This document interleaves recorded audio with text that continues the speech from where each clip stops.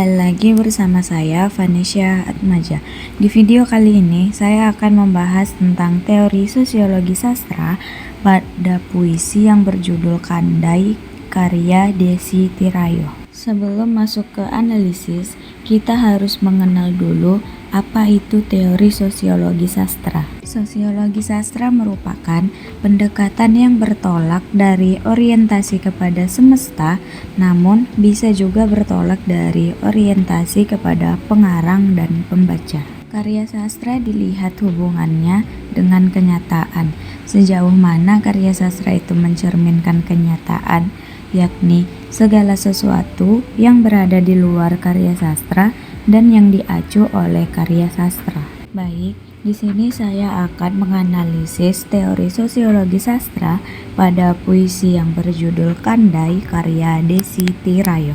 Secara garis besar, puisi yang berjudul Kandai karya Desi Tirayo memaparkan kepada pembaca tentang perjalanan kehidupan sebuah kota yang bernama Kendari, ibu kota Provinsi Sulawesi Tenggara, dari masa lampau hingga masa sekarang ini. Di teluk, dengan riak airnya yang keruh, aku bersitatap menjala sejarahmu. Bait pertama pada puisi yang berjudul Kandai ini menggambarkan keadaan Teluk Kendari yang keruh karena telah mengalami pendangkalan yang mengakibatkan banyaknya kapal besar dari luar provinsi tidak bisa berlabuh. Hal ini berdampak pada arus kehidupan ekonomi kota Kendari menjadi tidak ramai. Selain itu, nelayan tak lagi banyak mendapatkan hasil akibat tak adanya sumber penghasilan di sekitar Teluk Kendari. Dikemukakannya tentang sejarah kota Kendari yang nyaris tenggelam dalam dinamika pembangunan sehingga anak muda atau generasi muda kota Kendari lupa dengan sejarah kotanya sendiri. Pemuda dan pemudinya jarang yang mengetahui bahwa asal nama kota Kendari yaitu Kandai. Dapat dibuktikan pada bait di ujung dermaga, generasi masa kini sudah amnesia tentang Sauh dan Dayung berhimpun memberi judul untuk perahu yang membawa satu judul klasik, Kandai. Selanjutnya pada bait kedua puisi Kandai. Jika kau gerus alam tanpa perhitungan, maka alam akan meminta bayaran dari arah yang menghancurkan. Hutan sudah menipis, sungai jadi tepian beton yang dimonopoli arus kanal. Menukil sebuah gurindam dari nenek moyangnya yang berisi sehat tentang keseimbangan alam. Penyair juga menyatakan bahwa dirinya terlahir di zaman modern. Hutan telah menipis untuk dijadikan lahan bisnis. Sungai ditimbun menjadi area perumahan.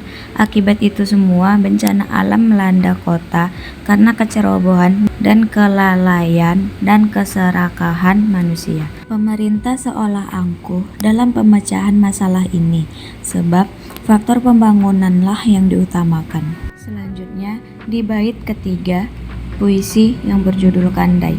Generasi kota Kendari yang tak lagi mengenali bukan hanya nama asli kota Kendari, tetapi juga nilai budaya, adat istiadat, serta adat kesopanan kota Kendari. Zaman sekarang bukan hanya generasi muda, tapi generasi tua pun turut andil dari perubahan wajah kota Kendari. Pada saat ini, kita pun telah menyaksikan bahwa uang adalah segalanya, hukum bisa diperjualbelikan. Dibuktikan pada bait ketiga puisi Kandai. Kandai, lidahku menusukmu kesakitan.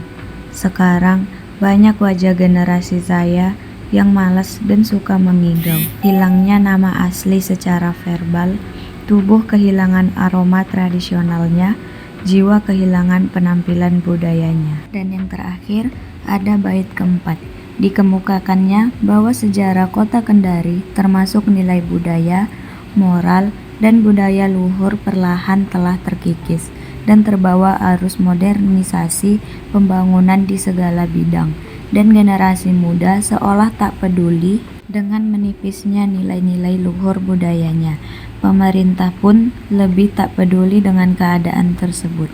Dibuktikan pada bait keempat puisi Kandai.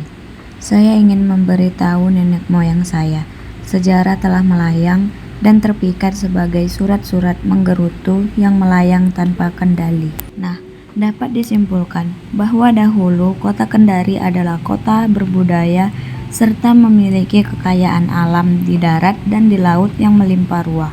Pengarang yang merupakan warga kota Kendari seakan memotret kehidupan sosial kota Kendari dari berbagai aspek, yaitu aspek sosial, pembangunan, dan ekonomi. Perkembangan tiga aspek itulah yang perlahan mengikis nilai luhur tradisi dan budaya Kendari. Lewat puisi ini pula, Desi Kirayo mengajak generasi muda untuk kembali mencintai dan melestarikan lingkungan, melihat serta mempelajari budaya dan tradisi yang luhur tersebut agar tidak hilang di telan zaman yang kian maju. Baik, cukup sekian yang dapat saya jelaskan. Wassalamualaikum warahmatullahi wabarakatuh.